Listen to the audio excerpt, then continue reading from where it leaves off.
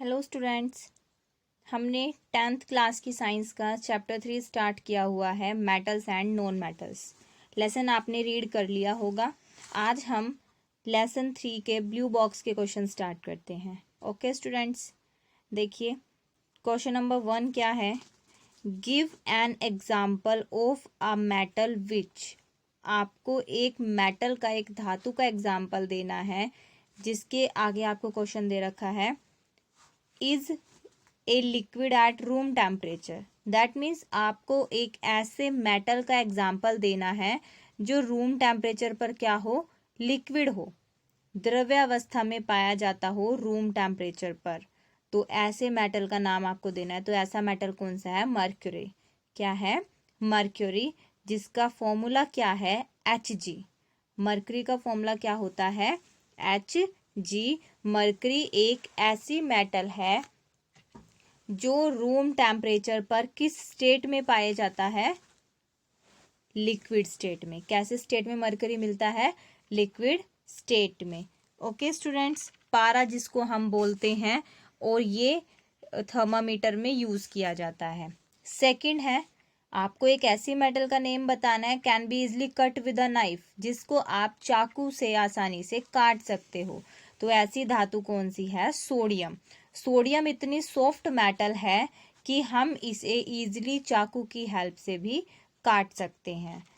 Third is a best conductor of heat. Heat का best conductor होना चाहिए। ठीक है, हीट का क्या होना चाहिए? मीन्स ऊष्मा का सुचालक। तो क्या रहेगा? Silver and copper. आप इसमें से कोई भी एक नाम लिख लीजिए, सिल्वर या फिर कॉपर, या दोनों भी लिख सकते हैं। सिल्वर और कॉपर क्या है? बेस्ट मेटल हैं जो इलेक्ट्रिसिटी कंडक्ट करते हैं। फोर्थ है, is a poor conductor of electricity. अब हमें क्या बताना है? हीट, इलेक्ट्रिसिटी नहीं, heat. Is a poor conductor of heat, जो हीट का क्या हो? पुअर कंडक्टर हो। पुअर कंडक्टर का मीन्स कुचालक, ऊष्मा का कुचालक। आपको एक ऐसी धातु का नाम बताना है जो ऊष्मा की कुचालक हो। तो वो क्या रहेगी? Lead and mercury. ठीक है स्टूडेंट्स, बेस्ट कंडक्टर कौन से हैं हीट के? Silver and copper. और पुअर कंडक्टर कौन से हैं? Lead and mercury. Okay students, अब हम करते हैं हिंदी में। देखिए, ऐसी धातु का उदाहरण दीजिए जो कमरे के ताप पर द्रव्य होती है। मीन्स रूम टेम्परेचर पर हमें द्रव्य अवस्था में, तरल अवस्था में मिलती हो। तो ऐसी धातु कौन सी है? पारा, मरकरी, जो थर्मामीटर में यूज की जाती है। सेकंड, चाकू से आसानी से काटा जा सकता है। आसानी से चाकू से कटने वाली धातु का एक उदाहरण देना है तो कौन सा रहेगा? सोडियम। सोडियम को हम क्या करते हैं? चाकू से आसानी से काट सकते हैं। थर्ड, ऊष्मा का सुचालक। अब आपको एक ऐसी धातु बतानी है जो ऊष्मा की सुचालक हो, मतलब जिसमें से आसानी से ऊष्मा पास हो सकती हो। तो चांदी और तांबा, सिल्वर एंड कॉपर। ठीक है, आपने तांबे की तारें देखी होंगी, इलेक्ट्रिसिटी के काम में हम यूज करते हैं। तो क्या रहेगा? चांदी एंड तांबा, means silver and copper. Fourth है, ऊष्मा की कुचालक। अब क्या होना चाहिए? एक ऐसी धातु का उदाहरण दो जो ऊष्मा की कुचालक हो, मतलब जिसमें से विद्युत ऊष्मा पास ना होती हो। एक ऐसी धातु का नाम बताना है जिसमें से ऊष्मा पास ना होते, मतलब ऊष्मा की कुचालक हो। तो क्या रहेगा? सीसा और पारा। ठीक है, क्या रहेगा? सीसा और पारा। ओके स्टूडेंट्स, सेकंड क्वेश्चन देखिए। Explain the meaning of malleable and ductile. आपको मैलेबल और डक्टाइल का मीनिंग बताना है। आघात वर्धनीयता और तन्यता का उदाहरण आपको देना है। अब देखिए, मैलेबल और डक्टिलिटी आपने लेसन पढ़ा होगा, वहां पे हमने बताया था आपको कि मैलेबल क्या होता है कि धातु को पीटकर पतली चादरें बनाई जाती हैं, और डक्टिलिटी क्या होती है कि धातु को खींचकर लंबी तारें बनाई जाती हैं। मैलेबल में तो शीट में चेंज हो जाता है, डक्टिलिटी में वायर्स में चेंज हो जाता है। तो देखिए, मैलेबल क्या है? The metals can be hammered into thin sheets, we can say that they are malleable. ऐसे मेटल्स जिनको हम हैमर करके, हथौड़े की सहायता से पीट कर, जिनको हम पतली चादरें बना सकते हैं। हम उन्हें कहेंगे कि वे मेटल्स कैसे हैं, मैलेबल हैं, आघातवर्धीय हैं वे। Silver and gold are highly malleable metals. जो चांदी और सोना होता है वो बहुत ही आघातवर्धीयता धातु होती है। आपने देखा होगा ज्वेलरी के अंदर बहुत पतली पतली तारें यूज की जाती हैं ज्वेलरी का डिजाइन बनाने के लिए, तो वो सोने चांदी की हेल्प से हो पाया क्योंकि ये दोनों बहुत ही मैलेबल मेटल्स हैं। इनको पीट कर बहुत ही पतली चादरें और पतली तारें बनाई जा सकती हैं। सेकंड है ductile. The metal can be drawn into very thin wires. Metal को आप ड्रान मीन्स खींचकर बहुत ही पतली तारें बना सकते हो। We can say that they are ductile. अगर हम ऐसा मेटल के साथ कर पा रहे हैं तो वो मेटल क्या हो जाएगी, ductile. Silver is a highly ductile metal. Silver बहुत ही ज्यादा तन्य धातु है।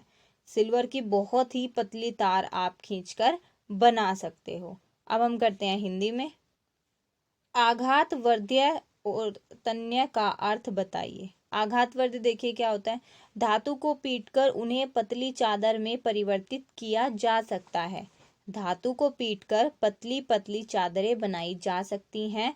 किसकी हेल्प से, हथौड़े की हेल्प से हम पीटकर धातु को पतली चादर बना सकते हैं, पतली चादर में परिवर्तित कर सकते हैं। तो हम कह सकते हैं कि धातुएं क्या हैं, आघातवर्धीय हैं। उदाहरण के लिए क्या आ जाएगा यहाँ पर, सोना और चांदी।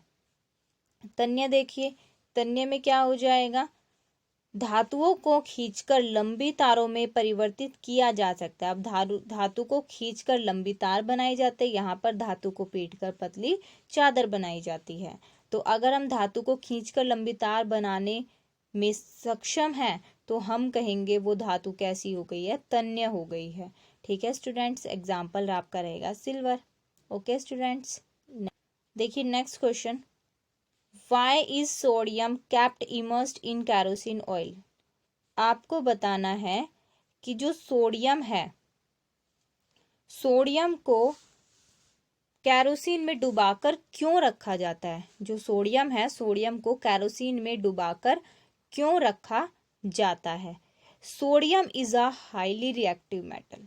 सोडियम क्या है, बहुत ही ज्यादा रिएक्टिव मेटल है। अभी हम रिएक्टिविटी सीरीज भी इसके अंदर करेंगे, वहां से आपको क्लियर हो जाएगा। सोडियम क्या है, बहुत ही ज्यादा क्रियाशील धातु है। अगर इसको हल्का सा भी पानी मिल जाता है ना, एक ड्रॉप भी, इनफैक्ट अगर इसे अपने हाथ में रखोगे और आपके हाथ में गर्मी की वजह से अगर थोड़ा सा भी पसीना आना शुरू हो जाएगा तो आपके हाथ में जलन होनी शुरू हो जाएगी, इतना ज्यादा रिएक्टिव होता है सोडियम। तो सोडियम क्या है, एक हाईली रिएक्टिव मेटल है। व्हेन एक्सपोज्ड टू एयर, जब आप इसे हवा में खुला रखते हो, इट रिएक्ट विद O2, ये ऑक्सीजन के साथ रिएक्ट कर जाएगा, फॉर्मिंग इट्स ऑक्साइड। और क्या बना लेगा, सोडियम ऑक्साइड बना लेगा। Sodium oxide react with moisture present in the air to form sodium hydroxide.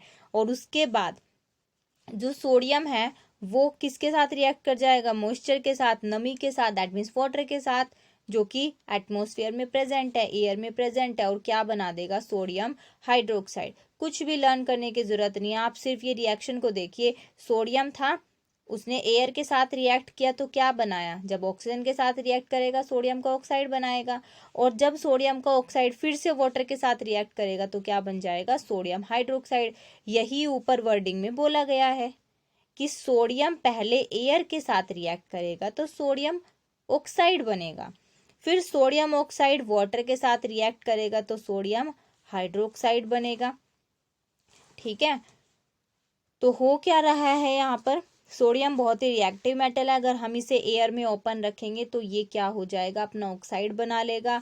Atmosphere के अंदर जो नमी है उसके साथ रिएक्ट कर जाएगा, सोडियम हाइड्रोक्साइड बन जाएगा। वहां से मेटल का ये फॉर्म बनाने से हम रोकना चाहते हैं, to protect so as to protect the metal.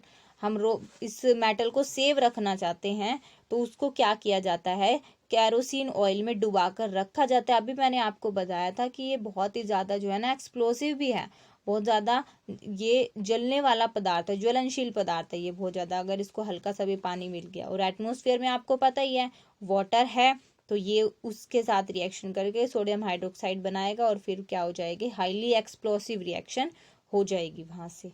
ठीक है स्टूडेंट्स, नेक्स्ट करते हैं हिंदी में। देखिए, सोडियम को केरोसिन में डुबोकर क्यों रखा जाता है? सोडियम एक अति क्रियाशील धातु है। सोडियम क्या है? एक बहुत ही क्रियाशील धातु है। जब इसे वायु में खुला छोड़ा जाता है तो यह ऑक्सीजन के साथ क्रिया करके सोडियम ऑक्साइड बनाती है। ये क्या करेगी? ऑक्सीजन के साथ अभिक्रिया कर लेगी और ऑक्सीजन के साथ अभिक्रिया करके क्या बना लेगी? अपना ऑक्साइड बना लेगी। जो अभी रिएक्शन हमने पढ़ी थी यहाँ पे नहीं दी हुई, हिंदी वाले भी वहीं से लिखेंगे रिएक्शंस। यह पानी से क्रिया करके सोडियम हाइड्रोक्साइड और हाइड्रोजन गैस उत्पन्न करती है। इसे वायु में खुला छोड़ देने पर आग पकड़ लेती है। अभी आपको बताया था, अगर आप हवा में खुला छोड़ोगे उसको तो क्या हो जाएगी? आग पकड़ लेगी। तो हम इस धातु को आग पकड़ने से रोकने के लिए ही इसे केरोसिन में डुबोकर रखते हैं। अगर हवा में खुला छोड़ दिया तो क्या हो जाएगा? सोडियम आग पकड़ लेगा। ये बहुत ही ज्वलनशील पदार्थ होता है। ठीक है स्टूडेंट्स, नेक्स्ट क्वेश्चन करते हैं। देखिए next question, right equation for the reactions of most important question. Exam में कई बार पूछा जाता है most important question. Right equations for the reactions of, आपको क्या बतानी है? इक्वेशन बतानी है। नीचे जो रिएक्शंस दी गई है, आयरन विद स्टीम। आयरन की रिएक्शन किसके साथ करनी है? स्टीम के साथ। स्टीम क्या होता है? भाप के साथ। तो रिएक्शन करने से पहले आपको इनके सिंबल्स लर्न होने चाहिए, जो मैं आपको बेसिक में करा चुकी हूँ। तो आयरन का फॉर्मूला क्या होता है? Fe। स्टीम होता तो वाटर ही है, चाहे बर्फ हो या वाटर हो या स्टीम हो, फॉर्मूला यही रहेगा, बस स्टेट चेंज हो जाती है। आप यहाँ पे देखिए H2O के साथ G लगाए, मीन्स गैसियस फॉर्म में है। भाप गैसियस फॉर्म में मिलती है ना हमें। तो आयरन की रिएक्शन जब हम वाटर के साथ करेंगे तो क्या बनेगा? आयरन का ऑक्साइड और साथ में हाइड्रोजन गैस बाहर निकल जाएगी। ये रिएक्शन मोस्ट इंपॉर्टेंट है। ठीक है स्टूडेंट्स, आयरन की रिएक्शन जब वाटर के साथ होगी तो क्या होगा? जब आयरन वाटर के साथ रिएक्ट करेगा तो यहां से क्या हो जाएगा? आयरन ऑक्साइड बनेगा और साथ में हाइड्रोजन गैस बाहर निकल जाएगी। सेकंड में कह रहा है कैल्शियम और पोटेशियम की विद वाटर। कैल्शियम और पोटेशियम की रिएक्शन करनी है वाटर के साथ, तो कैल्शियम की वाटर के साथ रिएक्शन करेंगे तो कैल्शियम हाइड्रोक्साइड, साथ में हाइड्रोजन गैस बाहर निकलेगी। पोटेशियम की वाटर के साथ करेंगे तो पोटेशियम हाइड्रोक्साइड और साथ में हाइड्रोजन गैस बाहर निकल जाएगी। ध्यान दीजिएगा, यहाँ पर H2O गैसियस फॉर्म में है, यहाँ पर H2O लिक्विड फॉर्म में है। यही मैंने आपको बताया था कि फॉर्मूला वाटर का, आइस का, स्टीम का सेम रहेगा, सिर्फ स्टेट चेंज हो जाएगा। अगर ये कह दे आइस के साथ तो हम फॉर्मूला यही लिखेंगे, बस साथ में S लगा देंगे कि वो बर्फ है, वो सॉलिड फॉर्म में है। ओके स्टूडेंट्स, अब यहाँ से हम एक चीज जनरलाइज करते हैं। ध्यान दीजिएगा, यहाँ पर हो क्या रहा है? ये मेटल है, वाटर के साथ रिएक्ट कर रहा है, हाइड्रोजन गैस बाहर आ रही है। मेटल है, वाटर के साथ रिएक्ट कर रहा है, हाइड्रोजन गैस बाहर आ रही है। ये भी मेटल है, वाटर के साथ रिएक्ट कर रहा है तो हाइड्रोजन गैस बाहर आ रही है। तो यहाँ से हमें एक रूल मिल गया कि जब भी मेटल वाटर के साथ रिएक्ट करेगा तो हाइड्रोजन गैस बाहर निकलेगी। ठीक है स्टूडेंट्स, नेक्स्ट करते हैं अब हम हिंदी में। देखिए, इन अभिक्रियाओं के लिए समीकरण लिखिए। भाप के साथ आयरन, जल के साथ कैल्शियम तथा पोटेशियम। तो भाप के साथ आयरन, देखिए आयरन जब वाटर के साथ, भाप के साथ रिएक्शन करेगा तो आयरन ऑक्साइड बनेगा और साथ में हाइड्रोजन गैस बाहर निकलेगी। रिएक्शन बैलेंस करनी आपको सिखा चुके हैं, इसको कर लेते हैं। चलिए बैलेंस, यहाँ पर कितने आयरन है? फिलहाल के लिए 1 कंसिडर कीजिए। यहाँ पे कितने हैं? 3, तो डायरेक्ट हम यहाँ 3 लगा देंगे। हाइड्रोजन कितने हैं? यहाँ पर 2, यहाँ पे भी 2 हैं। चलो ये तो बैलेंस है। यहाँ ऑक्सीजन 4 हो गए हैं तो यहाँ पे आप 4 लगाओगे, 4 ऑक्सीजन हो गए, लेकिन हाइड्रोजन कितने हो गए? 8, तो यहाँ पर आप डायरेक्ट 4 लगा दोगे। ठीक है स्टूडेंट्स, नेक्स्ट है, अब आपको जल की अभिक्रिया करनी है पोटेशियम और कैल्शियम के साथ। तो पोटेशियम की जब हम वाटर के साथ अभिक्रिया करेंगे तो कैल्शियम की जब हम वाटर के साथ अभिक्रिया करेंगे तो क्या मिलेगा? कैल्शियम हाइड्रोक्साइड और साथ में हाइड्रोजन गैस बाहर निकलेगी। ऐसे ही पोटेशियम की जब हम वाटर के साथ रिएक्शन करेंगे तो potassium hydroxide plus water hydrogen gas बाहर निकलेगी। जनरल भी किया था हमने कि जब भी मेटल वाटर के साथ रिएक्ट करेगा तो हमें क्या मिलेगी? हाइड्रोजन गैस बाहर निकलेगी। ठीक है, हमें क्या मिलने वाली है, हाइड्रोजन गैस। चलिए नेक्स्ट क्वेश्चन करते हैं, क्वेश्चन नंबर 3। देखिए क्वेश्चन नंबर 3, क्वेश्चन नंबर 3 करने से पहले मैं आपको रिएक्टिविटी सीरीज कराती हूँ। रिएक्टिविटी सीरीज होती क्या है, देखिए ये है हमारी रिएक्टिविटी सीरीज।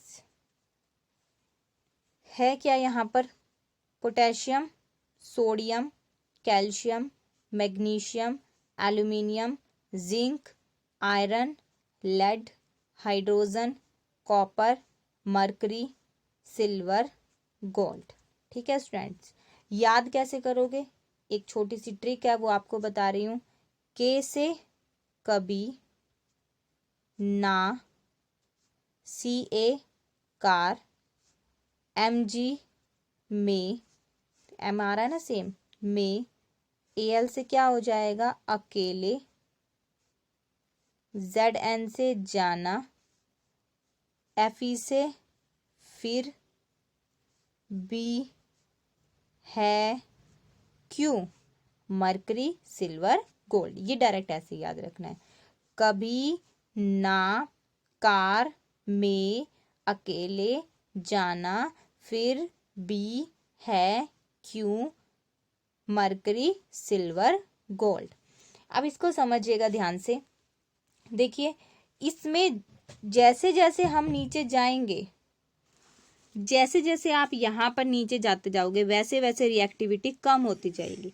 रिएक्टिविटी की सेंस में बात कर लीजिए या फिर पावर की सेंस में, जैसे इन सारे एलिमेंट्स में सबसे ज़्यादा रिएक्टिव एलिमेंट कौन सा है, पोटेशियम, और सबसे कम गोल्ड। ठीक है, जो सबसे ऊपर है वो ज़्यादा रिएक्टिव, जो सबसे नीचे है वो कम रिएक्टिव। जैसे जैसे नीचे जाएंगे रिएक्टिविटी कम होती रहेगी। जैसे पोटेशियम सबसे ज़्यादा रिएक्टिव है, फिर उसके बाद सोडियम पोटेशियम से कम रिएक्टिव है, कैल्शियम सोडियम से कम रिएक्टिव है, मैग्नीशियम कैल्शियम से कम है, एल्यूमिनियम मैग्नीशियम से कम है। मीन्स जैसे जैसे हम नीचे जाते जा रहे हैं रिएक्टिविटी कम होती जा रही है।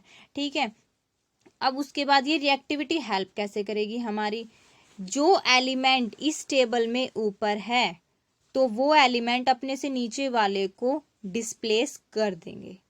जो एलिमेंट ऊपर है वो अपने से नीचे वाले एलिमेंट्स को क्या कर देंगे, डिस्प्लेस कर देंगे।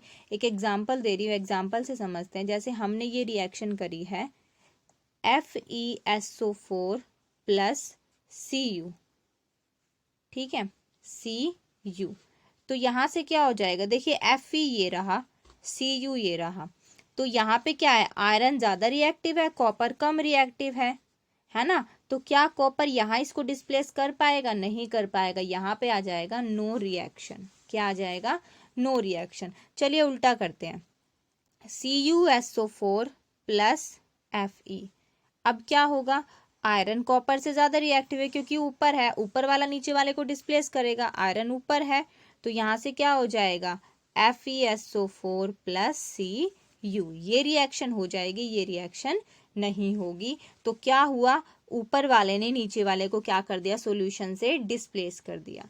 एक और एग्जांपल लेते हैं, अब हम लिख रहे हैं यहाँ पर FeSO4 प्लस Zn। Fe और Zn देखिए, ये Zn है ये Fe है, तो साथ साथ ही हैं, ऊपर नीचे है ना। तो यहाँ से क्या हो जाएगा, बस ऊपर वाला देख लीजिए, जिंक ऊपर है मतलब जिंक आयरन से ज्यादा रिएक्टिव है, तो जिंक आयरन को क्या कर देगा यहाँ से डिस्प्लेस, तो ZnSO4 प्लस Fe, ये रिएक्शन हो जाएगी। लेकिन अगर इसी का उल्टा हो जाए ZnSO4 प्लस Fe, तो ये इसको डिस्प्लेस नहीं कर पाएगा, यहाँ पर कोई भी रिएक्शन नहीं होगी। ठीक है स्टूडेंट्स, तो ये क्या है हमारी रिएक्टिविटी सीरीज। ये ऊपर वाले ज़्यादा रिएक्टिव हैं, फिर ये हमारे जैसे जैसे नीचे जाएंगे रिएक्टिविटी सीरीज कम होती रहेगी, और ये हमारे सबसे कम रिएक्टिव एलिमेंट्स हैं। क्वेश्चन नंबर 3 को समझने के लिए रिएक्टिविटी सीरीज को समझना जरूरी था। अब हम करते हैं क्वेश्चन नंबर 3। देखिए क्वेश्चन नंबर 3 क्या कह रहा है, samples of 4 metals A, B, C and D were taken, 4 metals के सैंपल लिए गए हैं and added to the following solution one by one, और ये 4 सॉल्यूशन लिए गए हैं, इन चारों सॉल्यूशन में एक एक करके metals A, B, C, D को मिलाया गया है। The result obtain have been tabulated as follows, और जो रिजल्ट मिला वो यहाँ पर टेबल में दिया हुआ है। देखिए iron sulphate, copper sulphate, zinc sulphate, silver nitrate.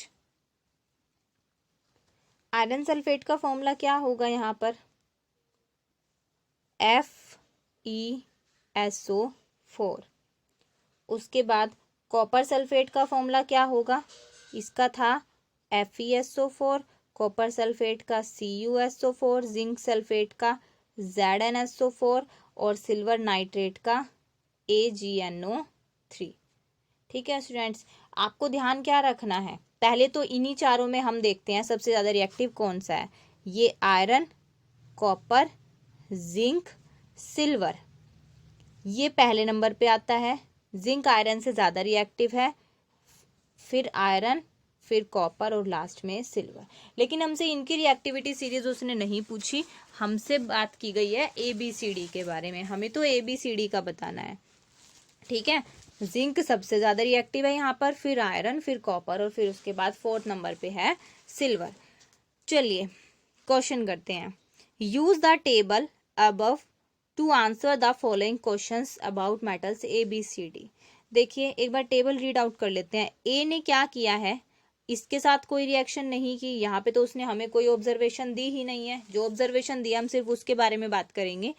Copper के साथ कह रहा है इसने डिस्प्लेसमेंट कर दी। ठीक है, कॉपर के साथ क्या हुआ है, यहाँ पर डिस्प्लेसमेंट हुई है। बी में आयरन के साथ डिस्प्लेसमेंट हुई है, जिंक के साथ कोई रिएक्शन नहीं हुई। सी में यहाँ पर कोई भी रिएक्शन नहीं हुई, यहाँ भी नहीं हुई, यहाँ भी नहीं हुई, यहाँ पे डिस्प्लेसमेंट हुई है। और डी ने तो किसी के साथ भी कोई रिएक्शन नहीं की। ठीक है, डी किसी के साथ भी कोई रिएक्शन नहीं कर पाया। तो देखिए यहाँ पर क्वेश्चन फर्स्ट क्या कह रहा है, which is the most reactive metal. इन चारों में बताना है कौन सा सबसे ज्यादा रिएक्टिव मेटल है। ठीक है स्टूडेंट्स, तो चलिए सबसे पहले आप ये देखिए डिस्प्लेसमेंट कहाँ हुई है, एक तो यहाँ पे हुई है, एक यहाँ पे, एक यहाँ पे डिस्प्लेसमेंट हुई है। तो इन तीनों में सबसे ज्यादा रिएक्टिव मेटल कौन सा है, आयरन।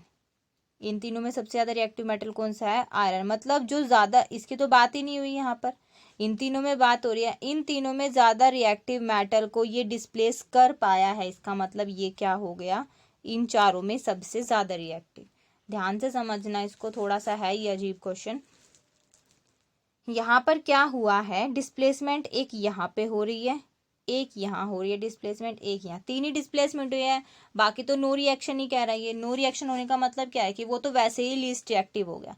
डी तो हमें पहले ही पता लग गया, डी ने तो किसी के साथ रिएक्शन नहीं की, डी तो सबसे कम रिएक्टिव है। लेकिन बात हो रही है सबसे ज्यादा रिएक्टिव की। तो आपको मैंने इनकी रिएक्टिविटी बताई थी कि ये 4th नंबर पे आता है, ये 1st पे, ये 3rd पे और ये 2nd पे। तो इसने यहाँ पे तो हमें डिस्प्लेसमेंट दे ही नहीं रखा, तो इसको तो भूल जाइए। इन तीनों में बात करते हैं, इन तीनों में सबसे ज्यादा रिएक्टिव कौन सा है, आयरन। बी ने ज्यादा रिएक्टिव एलिमेंट को ही डिस्प्लेस कर दिया, इसका मतलब बी क्या है, ज्यादा रिएक्टिव है। तो इनमें सबसे ज्यादा रिएक्टिव मेटल कौन सा आएगा, which is the most reactive metal, B. Answer क्या आएगा आपका, बी। फिर कह रहा है what would you observe if B is added to a solution of copper sulphate. देखिए बी के और कॉपर सल्फेट की हमें कोई भी अभिक्रिया उसने नहीं दी। पूछ रहा है हमसे कि अगर हम बी को कॉपर सल्फेट के सॉल्यूशन में मिला दें तो क्या होगा। तो बी इसको क्या कर देगा, डिस्प्लेस, क्योंकि ये आयरन को ही डिस्प्लेस कर पा रहा है तो ये इसको भी डिस्प्लेस करेगा, क्योंकि ये तो आयरन से कम रिएक्टिव है। आप समझ रहे हो, बी ने आयरन को डिस्प्लेस कर दिया, जबकि कॉपर तो आयरन से कम रिएक्टिव है, तो बी कॉपर को भी डिस्प्लेस करेगा। तो क्या हो जाएगा, B displace copper from copper sulphate solution. मतलब रिएक्शन कुछ ऐसी हो जाएगी, BSO4 + Cu। ये बी मेटल कौन सा है ये हमें नहीं पता, बी मेटल का हमें नहीं पता, बस इतना पता है कि ये कॉपर से ज्यादा रिएक्टिव है, वो हमने टेबल की ऑब्जर्वेशन से पता कर लिया है। फिर कह रहा है arrange the metal A, B, C and D in order of their decreasing reactivity। Decreasing means पहले सबसे ज्यादा रिएक्टिविटी जिसकी है वो लिखना है। वो हमें पता लग गया था कि B की सबसे ज्यादा रिएक्टिविटी है, B यहाँ पर क्या है, सबसे ज्यादा रिएक्टिव है। फिर उसके बाद लास्ट में भी हमें पता लग गया D सबसे कम, क्योंकि D ने किसी के साथ भी रिएक्शन नहीं की। नंबरिंग ये आपके काम आ जाएगी। देखिए नंबरिंग आपको बताई थी कि ये सबसे ज़्यादा रिएक्टिव है, ये सेकंड नंबर पर, ये थर्ड पर और ये फोर्थ पर। इसके तो यहाँ पर बात ही नहीं हुई, डिस्प्लेसमेंट तो हमें बताया ही नहीं। अब यहाँ पे बी क्या है सबसे ज़्यादा रिएक्टिव, इन दोनों में ज़्यादा रिएक्टिव कौन सा है, कॉपर और सिल्वर में कॉपर है। कॉपर को डिस्प्लेस किसने किया, ए ने, तो सेकंड नंबर पे क्या आ जाएगा, पहले पे बी आएगा, ज़्यादा रिएक्टिव है, फिर ए आएगा, फिर उसके बाद कहाँ डिस्प्लेसमेंट हुई, सिल्वर पे, लास्ट में क्या आएगा, थर्ड पे क्या आएगा, सी, और लास्ट में आएगा फोर्थ। ये डिस्प्लेसमेंट ही हमारी हेल्प कर रहे हैं कि जो ज़्यादा रिएक्टिव एलिमेंट है वो पहले आएगा, जो कम रिएक्टिव एलिमेंट है वो बाद में, एंड सो ऑन। तो ये हमारा ऑर्डर आ चुका है, ये सबसे ज़्यादा रिएक्टिव, ये सबसे कम रिएक्टिव। ठीक है स्टूडेंट्स, हिंदी में भी करते हैं।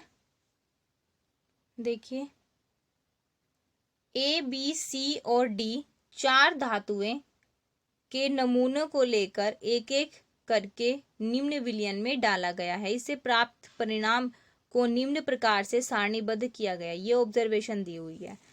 डिस्प्लेसमेंट की जगह विस्थापन आएगा, नो रिएक्शन की जगह कोई अभिक्रिया नहीं। क्वेश्चन बिल्कुल सेम है। तो यहाँ पर फर्स्ट में क्या कह रहा है, इस सारणी का उपयोग कर धातु ए, बी, सी, डी के संबंध में निम्न प्रश्नों के उत्तर देने हैं। सबसे अधिक अभिक्रियाशील धातु कौन सी है, जो सबसे ज्यादा रिएक्टिव एलिमेंट को डिस्प्लेस करेगी।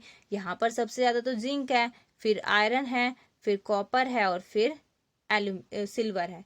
इसके साथ तो कोई रिएक्शन हो ही नहीं रही, किसी की भी कोई विस्थापन नहीं हुआ, यहाँ तो नो अभिक्रिया ही है। तो अब सेकंड नंबर पे क्या है, सिल्वर, आयरन। सेकंड नंबर पे क्या है, आयरन। आयरन को डिस्प्लेस किया बी ने, तो बी क्या हो गया, सबसे ज्यादा रिएक्टिव हो गया। सेकंड में कह रहा है कि अगर धातु बी को कॉपर सल्फेट के विलयन में डाला जाएगा तो क्या होगा, तो बी क्या कर देगा, इस कॉपर को कॉपर सल्फेट से हटा देगा। एग्जाम्पल आपको दिया था, बी प्लस CuSO4 चेंज हो जाएगा, कॉपर बाहर और BSO4। ये बी मेटल का हमें नहीं पता। फिर धातु ए, बी, सी और डी को अभिक्रियाशीलता के घटते हुए क्रम में व्यवस्थित करना है। मतलब पहले सबसे ज्यादा रिएक्टिव मेटल, फिर उससे कम, फिर उससे कम, लास्ट में सबसे कम। बी सबसे ज्यादा है, कैसे पता लग रहा है हमें, टेबल को देखकर। ये देखिए इसने आयरन को डिस्प्लेस कर दिया, फिर उसके बाद यहाँ कॉपर डिस्प्लेस हो रहा है और यहाँ पर सिल्वर। ये फर्स्ट नंबर पे था, सबसे ज्यादा रिएक्टिव जिंक होता है इन चारों में, फिर आयरन होता है, फिर कॉपर होता है और लास्ट में सिल्वर होता है। तो यहाँ पर क्या हुआ, बी ने ज्यादा रिएक्टिव एलिमेंट को, इन तीनों में जो ज्यादा रिएक्टिव एलिमेंट है उसको डिस्प्लेस कर दिया, तो बी ज्यादा रिएक्टिव हो गया। फिर बात रही इन दोनों की, इन दोनों में से किसको तीन वाले को किसने डिस्प्लेस किया, ए ने। तो सेकंड नंबर पे क्या आ गया, पहले पे बी, सेकंड पे ए। फिर इसको डिस्प्लेस किसने किया, सी ने, और डी तो किसी को डिस्प्लेस ही नहीं कर पाया, तो लास्ट में क्या आ गया, डी। तो बी, ए, सी, डी, ये हमारा ऑर्डर रहेगा। ठीक है स्टूडेंट्स, आपको ये चारों क्वेश्चंस अच्छे से राइट भी करने हैं। 5 क्वेश्चन करे हैं हमने, 2 फर्स्ट ब्लू बॉक्स के और 3 इस ब्लू बॉक्स के, तो टोटल 5 क्वेश्चंस हमने किए हैं। आपको क्या करना है, अच्छे से लर्न भी करना है और राइट भी करना है। Okay students, thank you.